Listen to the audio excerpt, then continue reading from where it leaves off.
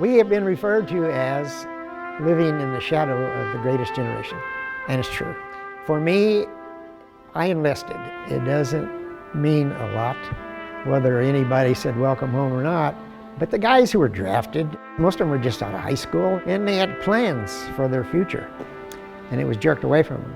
Far too many of them lived with that for the rest of their lives. Far too many of them lost their lives. You begin to wonder why nobody here cared about that. Nobody really cared. The patriotic goal at the college is for students to have an understanding of American heritage, civic responsibility, love of country, and a willingness to defend it. It's something that's really woven into the fabric of our everyday lives here. The Patriotic Education Travel program here at College of the Ozarks, in sum, is really an opportunity for students to be paired with veterans and travel to the places where they have actually served. And they learn from the people who actually did the hard work, literally in the trenches on those foreign battlefields. As a student at C of O, I was blessed with an opportunity to travel to South Korea. My favorite part of that whole experience was just getting to sit down with some of those veterans and getting to hear their stories. It's not just a trip all about sightseeing and having fun. Each day that they're on these experiences, they write a blog post. And they even take turns sharing instructionally along the way. I don't think I said 3 words that wasn't recorded by somebody.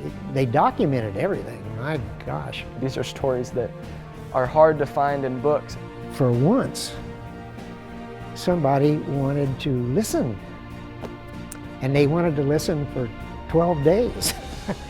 And they're going to tell somebody.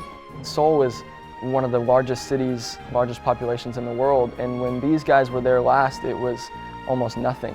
And so seeing them and the pride that they had. What I saw was a miracle.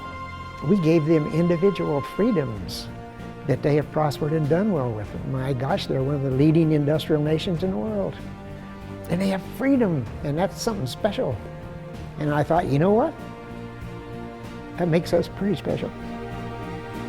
The people of South Korea, when they saw our guys wearing Korean war hats or military pins, just this emotion of gratitude from these people. I've had them stop and ask me to pose for pictures with their family. They teach their children about these kids that came from 8,000 miles away to give them freedom. I'm a school teacher, and I'm able to pass on this connection that I have with these veterans. I'm going to share their stories and bring these things to life with some of my kids. I love being able to impact them the way that I was impacted by these vets. We traveled to Korea in 2013, but those students have graduated and moved on. And we were looking for an educational opportunity for our current students. I know of the Korean War. I think a lot of people, especially on this campus, know of it, but they don't know too much about it, and that's the problem. Recently, we had the opportunity to interact with a Korean War veteran, Mr. Herbert Kozort of Nixa, Missouri. Mr. Kozort has 8 children, and I think half of them attended college here. I'm from Busan. Busan. Yes, sir. We landed in Busan, and that next night we were shooting at each other. Mr. Kozart, he grew up in Wiseman, Arkansas. I'm Raymond Hunter, and I'm from Horseshoe Bend, Arkansas. Really close to Wiseman. He was just like me. When I talked to Mr. Kozart, it was like maybe talking to another version of me. They airdropped us supplies. They just dropped cans of old beans and weenies and corned beef hash. Who's gonna fight for a corned beef hash? Dog wouldn't eat that stuff. How old were you, Mr. Kozart, when you went to Korea? 20, I guess. 20. I was in the 2nd Division whenever the war started. Oh my gosh, I could only imagine. You know, you're working on the farm, maybe just you and your family, and all of a sudden you're being shipped over to a different country. Never heard of Korea before then. Just doing what was told, I guess. I don't know. Wanted to get out of there the best way you could. He didn't know why he was serving at the time. He just served, and he just did what he was supposed to do. Was there any point while you were serving that you just thought about giving up? Yeah. Cold and hungry, you just about as soon get it over with. How I got out of there, I don't really know. luck, I guess. So he talked about how most of his friends didn't make it, only 11 of them were able to make it out alive. We lost 5,000 something men there in 1 or 2 days. At full strength, 140 something men probably in a battery. And there's 11 of us got back to Seoul. There were several of them were taken prisoner, but they died in POW camps. How do you think that impacted your life after war? Oh, you think sometimes, how comes me? And I never got a scratch. Just wonder why you got picked and nobody else did. What was it like when you came back home from Korea in the United States? Was there any like celebrations or? No, nothing. Nothing?